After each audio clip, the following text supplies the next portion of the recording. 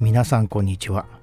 オーディオの世界ではアンプ、ケーブル、スピーカーの組み合わせで音が変わることが知られています。この現象のせいでオーディオの世界が複雑なものに見えていました。今回は組み合わせで音が変わる理屈を説明します。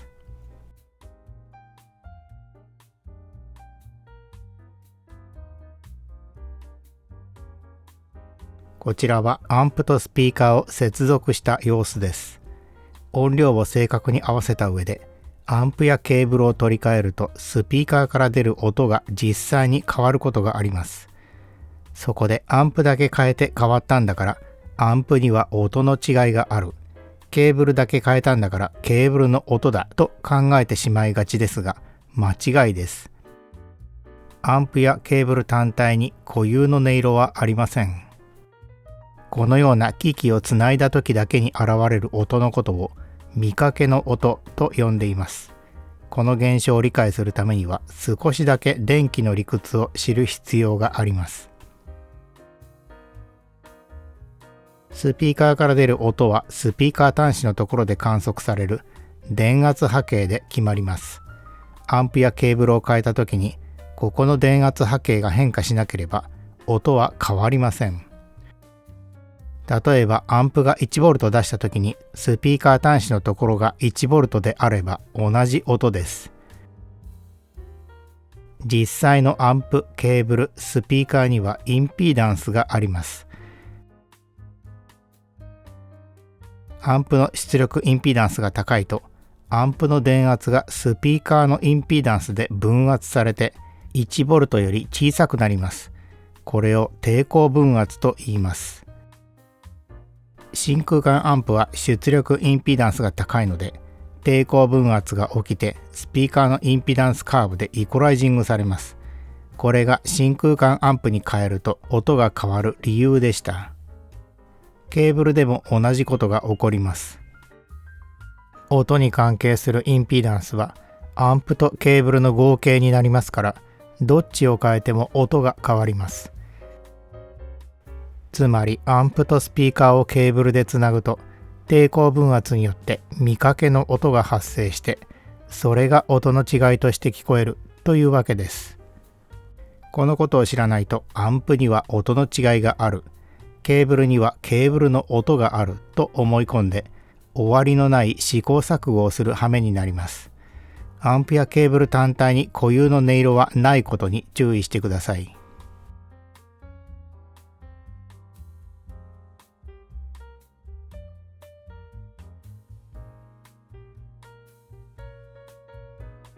今度はレコード再生の例です。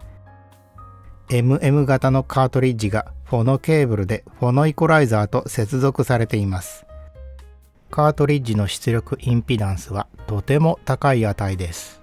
この場合、カートリッジやフォノケーブル、フォノイコライザーのどれを変えても音が変わります。これによってレコード再生が複雑な組み合わせ問題に見えていました。MM 型カートリッジの周波数特性はフラットではありません。これがカートリッジの音の違いです。ケーブルやフォノイコライザー単体には固有の音色がありません。フォノイコライザーの周波数特性はローコストな製品でも RIAA のカーブに忠実です。これは簡単な RC の並列回路で作れるように考えられているためです。部品に多少誤差があっても耳で聞いてわかるような音の違いは出ません。単体で違いがないものをつなぐと音が変わるのは、ケーブルやフォノイコライザーが持っている静電容量が影響して見かけの音が発生するためです。カートリッジから見たケーブルやイコライザーの静電容量のことを静電負荷容量と言います。この値が大きいと広域が落ちて周波数特性がフラットに近づきます。小さいと広域が伸びてスキージャンプ台のような特性になります。音に関係する静電負荷容量はケーブルとイコライザーの合計になりますから、どっちを変えても音が変わります。これがレコード再生で音が変わる理由でした。MC 型のカートリッジではこのような現象が起こりません。それは MC 型カートリッジの出力インピダンスが低いからです。MC 型は原音に忠実な再生が期待できます。放送局で使われるカートリッジが MC 型なのはこのような理由によるものでしょう。カートリッジの音は静電負荷容量によって変わります。静電負荷容量はケーブルとイコライザーの合計ですから、合計が同じならどんな製品を組み合わせても同じ音になるはずです。このことを知らないと自分だけの音を追い求めて終わりのない試行錯誤を繰り返す羽目になります。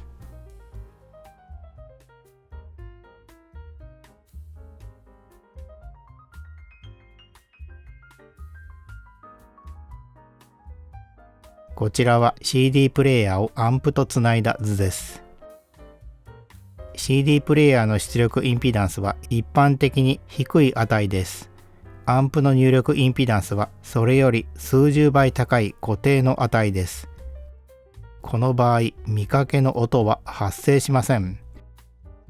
ケーブルを変えてもアンプを変えても違いは出ません。すべて同じ音です。この場合、プレイヤーの音楽信号は色付けなくアンプに伝わります。このことは CD プレイヤーに限らず、現代の再生機器のほとんどに当てはまります。もしプレイヤーやケーブルを変えて音が変わった場合は、視聴のやり方が間違っているか、錯覚を体験したかのいずれかです。視聴というと単純に機器を入れ替えて音量をだいたい同じくらいに合わせて音楽 CD を聴き比べている人がほとんどです。これでは音の違いを正しく評価できません。CD プレイヤーには音量の違いがあります。視聴をする場合はテスト信号を再生して測定で正確に合わせないといけません。人間の耳は値段や見た目の影響を受けます。値段が高くて見た目が良いものほどいい音に聞こえますから、注意深く視聴すると音が値段の順番に並びます。